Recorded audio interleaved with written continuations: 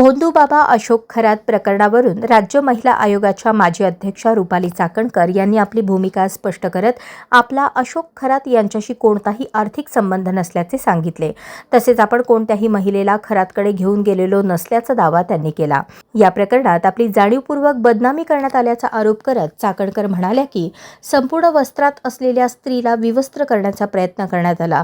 समाज माध्यमे आणि इतर माध्यमातून खोटे आरोप करून प्रतिमा मलिन करण्याचे काम करण्यात आले असल्याचे त्यांनी नमूद केले।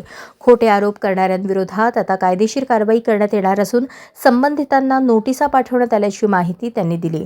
ही लढाई केवळ वैयक्तिक नसून स्त्रीत्वाच्या सन्मानासाठी असल्याचे सांगत आवश्यक असल्यास दिल्ली हायकोर्टातही न्यायासाठी लढणार असल्याचा निर्धार रुपाली चाकणकर यांनी व्यक्त केला। खरात प्रकरणामध्ये पहिल्या दिवसापासूनची माझी भूमिका ठाम आणि स्पष्टपणाची होती।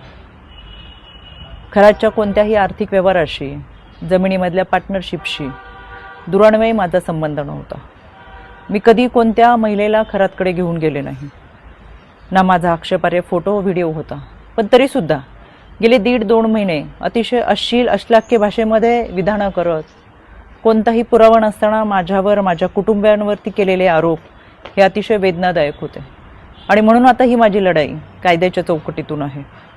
इतरांप्रमाणे माझ्या कुटुंबियांनी खरातला गुरु मानलं होतं आणि म्हणून जो पाद्यपूजेचा व्हिडिओ होता तो अतिशय जुना व्हिडिओ होता। त्यावेळेस मी आयोगाचे अध्यक्षही नव्हते।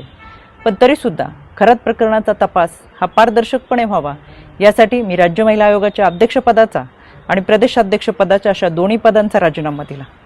तरीसुद्धा ज्या पद्धतीची चिखलफेक झाली, एआयचा वापर करून ज्या पद्धतीचे व्हिडिओ बनवले गेले आणि सातत्याने बदनाम करण्याचं षडयंत्र जे रचलं गेलं, त्याच्यासाठीची ही लढाई कायद्याच्या चौकटीतून।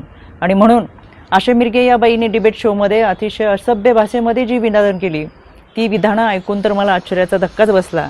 आणि म्हणून मी 4 एप्रिलला पहिली नोटीस ही आशा मिरगेला पाठवली होती। कायद्यापासून पळ काढताना स्वतःचा बचाव करण्यासाठी या बाईने ही नोटीस स्वीकारली नाही, म्हणून पोस्ट ऑफिसच्या माध्यमातून 2दा ही नोटीस परत घरी पाठवली। एकूण 3 वेळा नोटीस पाठवली गेली, पण ही नोटीस या बाईने स्वीकारली नाही। अनक्लेम म्हणून ही नोटीस परत आली आणि म्हणून मला माझगाव कोर्टातून फौजदारी फिर्याद दाखल करावी लागली। माननीय न्यायालयाने याची दखल घेऊन आशा मिरगेला 2 जुलै 2026 रोजी सकाळी 11 वाजता कोर्टात हजर राहण्याची ऑर्डर काढलेली आहे।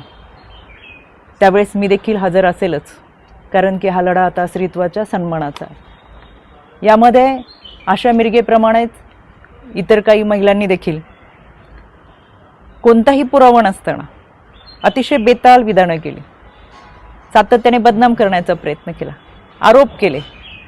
कोणताही पुरावा त्या सादर करू शकला नाही। त्या सगळ्यांना 2 दिवसापूर्वी दिल्ली हायकोर्टातून नोटिसा पाठवलेल्या आहेत। दिल्ली हायकोर्टातसुद्धा मी उपस्थित राहणार आहे। हा लढा स्त्रीत्वाच्या सन्मानाचा, इथून पुढे कोणत्याही महिलेच्या चारित्र्यावरती शिंतोडे उडवले जाऊ नयेत यासाठी हा लढा आहे। आणि म्हणून खऱ्या अर्थानं हा महाराष्ट्र छत्रपती शिवरायांच्या विचारांचा महाराष्ट्र, जिजाऊ सावित्री अहिल्या रमाई भीमाईचा महाराष्ट्र। संपूर्ण वस्त्रात असलेल्या स्त्रीला विवस्त्र करण्याचा प्रयत्न या विकृत मनोवृत्तीच्या लोकांनी केला आणि म्हणून या विकृतीच्या विरोधातला माझा लढा आहे। ही लढाई मी निश्चितपणाने लढेल। पहिल्या दिवसापासून जे सांगत आले ते आजही सांगते।